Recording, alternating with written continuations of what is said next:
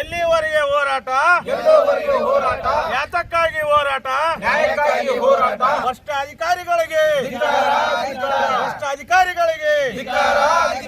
ಬೆಕ್ಕೆ ಬೆಕ್ಕು, ಬೆಕ್ಕೆ ಬೆಕ್ಕು. ಎಲ್ಲಿವರೆಗೆ ಹೋರಾಟ? ಯಾತಕ್ಕಾಗಿ ಹೋರಾಟ? ಹೋರಾಟಕ್ಕೆ ಸ್ಪಂದನೆ ಮಾಡದ ಭ್ರಷ್ಟ ಅಧಿಕಾರಿಗಳಿಗೆ, ಹೋರಾಟಕ್ಕೆ ಸ್ಪಂದನೆ ಮಾಡದ ಭ್ರಷ್ಟ ಅಧಿಕಾರಿಗಳಿಗೆ ಬೇಕೇ ಬೇಕು, ಬೇಕೇ ಬೇಕು, ಬೇಕೇ ಬೇಕು, ಬೇಕೇ ಬೇಕು. ಎಲ್ಲಿವರೆಗೂ ಹೋರಾಟ? ಎಲ್ಲಿವರೆಗೂ ಹೋರಾಟ? ಅಕ್ರಮ ಗಣಿಗಾರಿಕೆ ಮಾಡುತ್ತಿರುವ ಸುಜಿತಾ ಮಿಲಿಯನ್ಸ್ಗೆ, ಅಕ್ರಮ ಗಣಿಗಾರಿಕೆ ಮಾಡುತ್ತಿರುವ ಸುಜಿತಾ ಮಿಲಿಯನ್ಸ್ಗೆ ಬೇಕೇ ಬೇಕು. ಭ್ರಷ್ಟಾಧಿಕಾರಿಗಳಿಗೆ,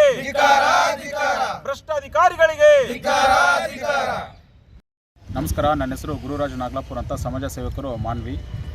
ನಾವು ಈ ದಿನ ಹೋರಾಟ ಮಾಡ್ತಿರೋ ಉದ್ದೇಶ ಏನಂತ ಹೇಳಿದ್ರೆ, ರಾಯಚೂರು ಜಿಲ್ಲೆಯ ಮಾನ್ವಿ ತಾಲೂಕಿನ ನೀರ್ಮಾನ್ವಿ ಗ್ರಾಮದ ಸರ್ವೆ ನಂಬರ್ 55/1 ಮತ್ತು 56ರಲ್ಲಿ ಸುಚಿತ್ ಮಿಲೇನಿಯಮ್ಸ್ ಪ್ರೈವೇಟ್ ಲಿಮಿಟೆಡ್ ಈ ಕಂಪ್ನಿ ಒಂದು ಕ್ರಷರ್ ನಡೆಸ್ತಾ ಇದೆ. ಇದು ನಮ್ಮ ಕಲ್ಮಲ ಜಂಕ್ಷನ್ನಿಂದ ಹಿಡಿದು ಸಿಂಧನೂರುವರೆಗೆ ಏನು KRDCL ಇಲಾಖೆಯ ಒಂದು ರಸ್ತೆ ಕಾಮಗಾರಿ ಮಾಡ್ತಾ ಇದೆ. ಆ ಕಾಮಗಾರಿಗೆ ಈ ಕಂಪ್ನಿ ಜಲ್ಲಿ ಕಂಕರನ್ನು ಸರಬರಾಜು ಮಾಡುವಂಥ ಒಂದು ಕಂಪನಿ. ಈ ಕ್ರಷರ್ ಏನು ಮಾಡಿದೆ ಅಂತ ಹೇಳಿದ್ರೆ 2024ರಲ್ಲಿ ಪ್ರಾರಂಭ ಆಯಿತು. 2024ರಲ್ಲಿ ಪ್ರಾರಂಭ ಆದಾಗ ಅಕ್ರಮ ಗಣಿಗಾರಿಕೆ ಮಾಡಿದರು. ಆವಾಗ ನಾವು ದೂರು ಕೊಟ್ಟಾಗ ಜಿಲ್ಲಾಧಿಕಾರಿಗಳು AC ಅವರ ಒಂದು ತಂಡ ರಚನೆ ಮಾಡಿ ಆ ಒಂದು ಸ್ಥಳ ಪರಿಶೀಲನೆ ಮಾಡಿ, ಡ್ರೋನ್ ಸರ್ವೆ ಮಾಡಿ, ಎಲ್ಲ ಸರ್ವೆಗಳೆಲ್ಲ ಆದಮೇಲೆ 1,88,00,000 ದಂಡನ್ನು ಆ ಕಂಪ್ನಿಗೆ ವಿಧಿಸಿದರು. ದಂಡ ವಿಧಿಸಿದ ಮೇಲೆ ಆ ಕಂಪನಿ ಕೇವಲ 40 ಲಕ್ಷ ಮಾತ್ರ, ಸುಮಾರು 38 ಲಕ್ಷ ಮಾತ್ರ ಪಾವತಿ ಮಾಡಿದೆ. ಉಳಿದಿದ್ದು ದಂಡನ ಇದುವರೆಗೂ 1.5 ವರ್ಷ ಆಗಿ ಬಂತು, ಇವತ್ತಿಗೂ ದಂಡ ಪಾವತಿ ಮಾಡಿಲ್ಲ. ಅದರ ವಿರುದ್ಧ ನಾವು ನಿನ್ನೆಯಿಂದ ಉಪವಾಸ ಸತ್ಯಾಗ್ರಹ ಮಾಡ್ತಾಯಿದ್ದೀವಿ. ಇದಕ್ಕೆ ತಾಲೂಕು ಆಡಳಿತ ಯಾವುದೇ ರೀತಿಯಿಂದ ಒಂದು ಸ್ಪಂದನೆ ಮಾಡ್ತಾ ಇಲ್ಲ. ಎಲ್ಲ ಅಧಿಕಾರಿಗಳು, ಜಿಲ್ಲಾಡಳಿತ ಇರ್ಬೋದು, ತಾಲೂಕು ಆಡಳಿತ ಇರ್ಬೋದು, ಎಲ್ಲರೂ ಆ ಒಂದು ಕಂಪನಿಗೆ ಸಪೋರ್ಟ್ ಮಾಡ್ತಾ ಇದ್ದಾರೆ ಅಂತ ನಾವು ಈ ಸಮಯದಲ್ಲಿ ಆರೋಪ ಮಾಡ್ತಾ ಇದ್ದೀವಿ. ಇದು ಏನಿಲ್ಲ ಅಂತ ಹೇಳಿದ್ರೆ 1,56,00,000 ಅಷ್ಟು ಇನ್ನೂ ಬಾಕಿ ಕಟ್ಟಬೇಕಾಗಿದೆ. ಅಂಥದ್ರಲ್ಲಿ ಈ ಒಂದು ರಾಯಚೂರಿನ ಹಿರಿಯ ಭೂವಿಜ್ಞಾನಿಯಾದ ಮುತ್ತಪ್ಪ ಮತ್ತು ಭೂವಿಜ್ಞಾನಿ ಮಹೇಶ್ ಮತ್ತು ಕಿರಿಯ ಅಭಿಯಂತರಾದ ನಂದಿನಿ ಅವರು ಆ ದಂಡ ಪಾವತಿಸಿಕೊಳ್ಳದೆ ಆ ಒಂದು ದಂಡ ಕಡಿಮೆ 82 ಲಕ್ಷಕ್ಕೆ ಇನ್ನೂ ಕಡಿಮೆ ಮಾಡಿ ಕಟ್ರಿ ಅಂತ ಒಂದು ನೋಟಿಸ್ ಕೊಟ್ಟಿದ್ದಾರೆ ಅವರಿಗೆ. ಅದ್ರ ವಿರುದ್ಧ ಕೂಡ ನಾವು ಪೂರ್ಣ ತನಿಖೆ ಆಗಬೇಕು.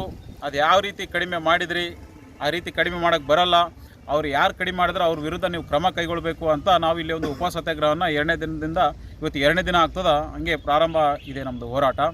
ಇನ್ನು ಅಧಿಕಾರಿಗಳು ಬರದೇ ಇದ್ದ ಪಕ್ಷದಲ್ಲಿ, ನಮ್ಮ ಬೇಡಿಕೆಗಳು ಈಡೇರಿಸದೇ ಇದ್ದ ಪಕ್ಷದಲ್ಲಿ ನಾವು ಇದನ್ನು ಅನಿರ್ದಿಷ್ಟ ಉಪವಾಸ ಸತ್ಯಾಗ್ರಹ ಹಿಂಗೆ ನಾವು ಕಂಟಿನ್ಯೂ ಮಾಡ್ತೀವಿ ಅಂತ ಹೇಳ್ತಾ ನಾನು 2 ಮಾತುಗಳನ್ನ ಮುಗಿಸ್ತೀನಿ. ಅಲ್ಲ ಸರ್, ಏನಂತಂದರೆ ಈಗ ಒಂದು ರೀತಿಯಲ್ಲಿ ಸರ್ಕಾರಕ್ಕೆ ಒಂದು ರೀತಿಯಲ್ಲಿ ಸುಚಿತ್ ಮಿಲೇನಿಯಂ ಅವ್ರ ಕಂಪ್ನಿಯವರು ಒಂದು ರೀತಿಯಲ್ಲಿ ಮೋಸ ಮಾಡಿದ್ದಾರೆ. ಈ ಕೋಟ್ಯಾಂತರ ರೂಪಾಯಿ ಕೂಡ ಸಂದಾಯ ಮಾಡಬೇಕಂತೇಳಿ ಪೆನಾಲ್ಟಿ ಕೂಡ ಇದೆ. ಈಗ ಈ ಒಂದು ರೀತಿಯಲ್ಲಿ ಇದು ಮಾಡ್ತಾರೆ. ಇದಕ್ಕೆ ಯಾರು ಸಪೋರ್ಟ್ ಇದೆ ಸರ್? ಇದೆಲ್ಲ ಇವ್ರಿಗೆ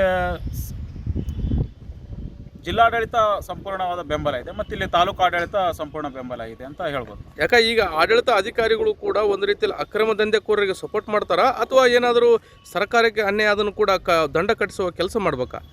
ಜಿಲ್ಲಾಧಿಕಾರಿಗಳಿಗೆ ಎಲ್ಲ ಮಾಹಿತಿ ಇದೆ. ಈಗ ಪೆನಾಲ್ಟಿ ಹಾಕಿದ್ದು ಮಾಹಿತಿ ಇದೆ, ಆಮೇಲೆ ಇವರು ಎಷ್ಟು ಅಕ್ರಮ ಗಣಿಗಾರಿಕೆ ಮಾಡ್ತಾನೋ ಮಾಹಿತಿ ಇದೆ, ಅವರಿಗೂ ಇದೆ. ಮಾನ್ಯ ತಹಶೀಲ್ದಾರಿಗೂ ನಿನ್ನೆ ಎಲ್ಲ ಡಾಕ್ಯುಮೆಂಟ್ಸ್ ಎಲ್ಲ ಅವ್ರಿಗೆ ಕೊಟ್ಟಿದ್ದೀವಿ, ಈ ಥರ ಆಗಿದೆ ಅಂತ ಅವರಿಗೂ ತಿಳಿಸಿದ್ದೀವಿ. ಎಲ್ಲರಿಗೂ ಮಾಹಿತಿ ಇದೆ. ಮಾಹಿತಿ ಇದ್ದು ಆ ಕಂಪ್ನಿ ಹತ್ರ ಹೋಗಲ್ಲ, ಅದ್ರ ಬಗ್ಗೆ ಅವರು ಕ್ರಮ ಕೈಗೊಳ್ತಾ ಇಲ್ಲ. ಅವರಿಗೆ 5 ಎಕರೆ ಲೀಸ್ ಮಾಡಿ ಕೊಟ್ಟಿದ್ದಾರೆ.